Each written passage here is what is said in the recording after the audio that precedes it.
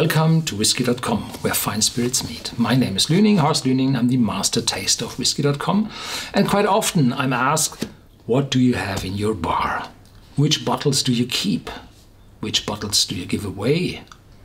And how much whiskey do you drink? Well, I'm drinking less than I would like to, due to health reasons, because alcohol is a poison to your body. And if you stay constantly at quite a dose a day, then this will harm you. And it will probably addict you to the alcohol. So my bottles in my bar are sometimes or most often quite old. And well, I have lots of friends and they know what's in my bar. Okay, you also know it from this video on. And so I'm visited and asked, do you have a good whiskey for me? And then I say, well, yes, I have. And from time to time, some of these bottles are favorites among my friends, and they empty quite fast. So to start with the first one, I just have, I'm afraid, only one bourbon in my bar. There had been times where there were more bourbons in my bar, but I found out that there are, well, less than a dozen bourbons on the markets which I really like. That does not mean that I'm no friend of bourbon, but if you present a bourbon and a scotch, I would take the scotch in 9 cases out of 10. So bourbon is okay. No, 8 times out of 10. And the 9th will be an Irish.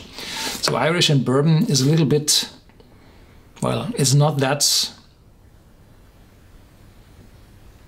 impressive to me. They have really good whiskies, and one of the very, very best bourbons I had is this Baker's. There's a second bottle, the Booker's, and both of them are excellent, really excellent whiskies from Jim Beam.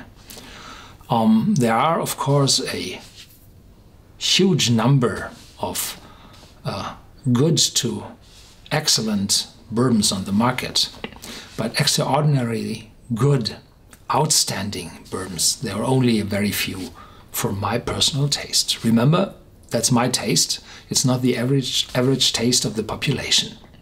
So for me, this Baker's is one of the very, very best, and therefore I have this bottle. And you can see I tasted this Baker's, I think, a year ago. Yeah, I think so. And it's not much gone. So also my friends are more on the Scotch side than on the bourbon side. Yeah, the second one is the cheapest here on my table. It's a Tullibardine without an age statement. So I think it's 3 to 5 years old. And I put you links to the tasting videos I took of all these bottles here, and put the picture in my frame so that you have a closer look to the label of the whiskey.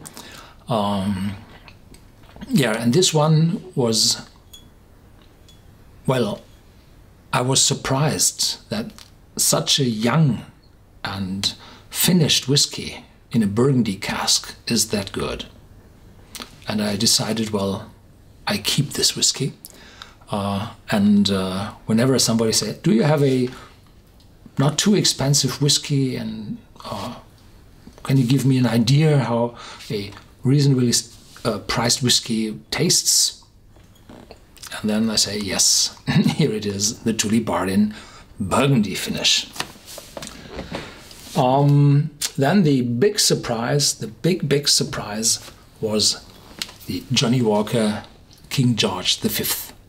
And this one was the star of a last, well, when I met with friends at home, and I said, well, here I have a quite expensive whiskey, and they really liked it. You can see that more than half of it is gone, and I tasted it just 2 weeks ago, I think. So this one was very, very impressive. Critics say that this one is just a blue label with 3% ABV more, but I think there's more in this. This is more mature, smoother, and not that intense and strong like the blue label is. I have a Macallan 1876 here. This is a replica bottle, and in this whiskey, in this bottle is whiskey not from 1876, but modern whiskey, which was blended as a single malt, still all the casks from the Macallan distillery, but blended from different casks, so that the taste of the old whiskey from the 19th century is replicated. And then I took off the label with the legal blah on the back, so this bottle looks like it looked more than 120 years ago. Wonderful, and the glass is also this old glass, not that clear, and but the content of this whiskey is yeah, in the old times, in the good old times when everything was worse. So modern whiskey is a lot better than this whiskey in this replica bottle. One of the very, very best I have is the Macallan 18 years old from the sherry cask, pure sherry cask, not the fine oak version, and this is the vintage 1996. And well, I have this already for years, and it's so wonderful. It just gives me a dram every year, I think, not more often. So this is really wonderful. There is another Macallan from an independent bottler, Garner & MacPhail. It's vintage 1980. It's really rare. It's really old, over 30 years. And there's still a little bit left in the bottle. And this is also the case that I very, very seldom have a sip on this bottle. But in the future, yeah, we have to have an evening with friends where we look after all these bottles with the small residue in it, because whiskey is oxidizing with the oxygen in the bottle above. And this oxidization leads to different aromas, not typically bad or worse aromas, but different aromas, so the whiskey changes over the years. But when a whiskey lay for 30 years or 18 years in a cask, then it breathes so often during summer and winter that there was a huge oxygen transfer through the staves of the wall of the cask, that the oxidization is quite high already in longer matured whiskey. So it's not that problematic, but you shouldn't leave a small amount of whiskey in a bottle for a too long time. I have to take a video about this, I think. One of these residues is this one, a Strathyla, 40 years old, also from Garner & MacPhail. One of my very, very favorite, because the Strathyla, 15 years old, which Garner & MacPhail's issued in the early 90s, was one of my very first single malts I really appreciated. And so I have a mental connection to this bottle, as well as this is a 100% sherry cask, wonderful, full mature whiskey. But I'm afraid I have to look after this rest in the bottle. Now we're going over to the so-called best whiskies in the world. This is the Yamasaki sherry cask, bottle 2013, which was said by an expert is the best whiskey in the world of the year 2014. I'm afraid I had another one, a Glendronach 1995, which was, in my personal opinion, better than this one. This is an excellent whiskey, really. And my friends like it, as you can see it. And there is some, well, if a bottle has the reward to be the best in a year and best in the world, and so people go for it. Of course, this bottle shot up in the price extremely after it was nominated, but and so my friends also looked after this, because I tell them this is bull, and then they say, well, I must have one of this. So this is an excellent whiskey, but there are still better whiskies out there, as this Glendronach 1995. The next year there was again a best whiskey in the world, not from Japan, as this Yamazaki is, but from Taiwan.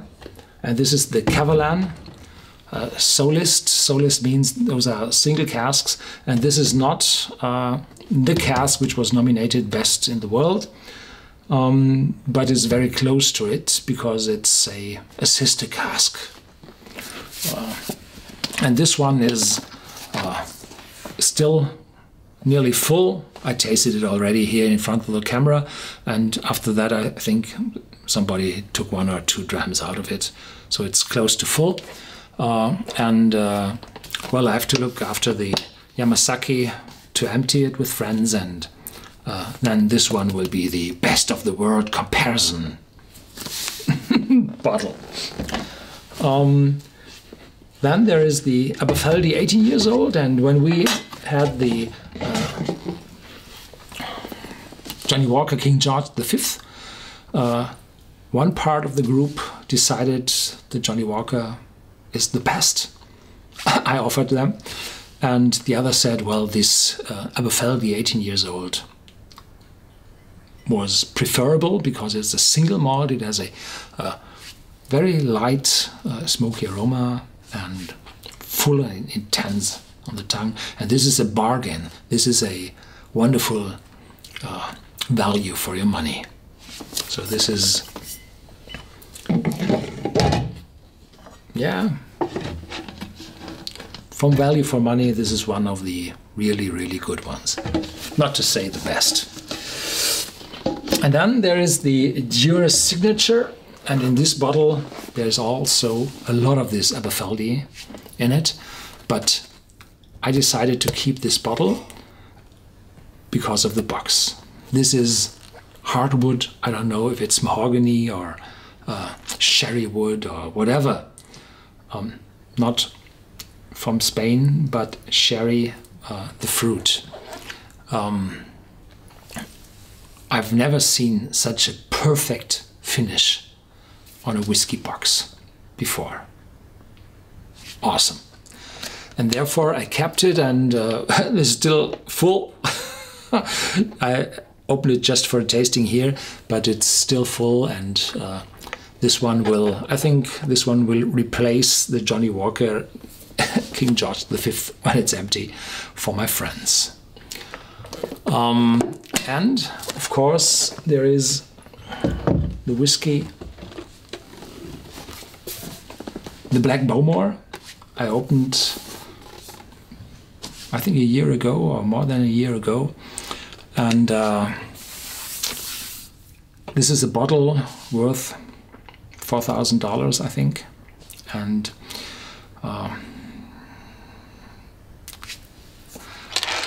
I sold a little bit. I think it was 7 CL to friends, and I had 2 sips here in front of the camera and 1 or 2 sips with friends, and that's all I was able to give away from this bottle. Well, this is so extraordinary, and I think there wouldn't be a second chance in my lifetime to open such a bottle again, so this one has to stay for longer. Yeah. So this is the content of my bar, and to every bottle I keep in my bar and that I do not give away to my friends after the tasting, there is a tale to tell. And I try to start a little bit telling about this. And in the end, you have to be careful not to have too many bottles with a small residue in it open, because the character of the whiskey will slowly change, and the longer you wait, and oops, 2 years are gone, the more the original whiskey moves away to a different taste, and you have to be careful. Most of the older whiskies, which are, well, expensive enough to take care of, they are already oxidized because they lay so long in a breathing cask. So there's the chance not too big, but the young ones, like the Tullibardine Burgundy, this has to be emptied in the near future to prevent stronger oxidization in the bottle. The rest, well, from time to time you have to give those bottles to your friends, put all the bottles with the residue on the table and say, well, that's for you. Which one was the best? And then they taste and sip and try, and in the end all the bottles are empty. Time for new bottles. And this is it. This is it. It's the way we move forward, and during our move forward we find new whiskies, we develop our taste, we find other whiskies better. What you have seen is there's no extremely peaty, smoky whiskey around my cask. Well, in the moment, in the first 15 years of tasting whiskey, I found those smoky whiskies extraordinarily good. After the next 5 to 10 years, well, in the moment, I'm not after those smoky whiskies at all. I find them still good, but and interesting and different, but I do not like them so much that I will place them in my bar in the moment. A small smoky influence, like the Aberfeldy 18 years old, it's okay. But a very heavily smoky whiskey, well, in the moment not. Probably next 5 years.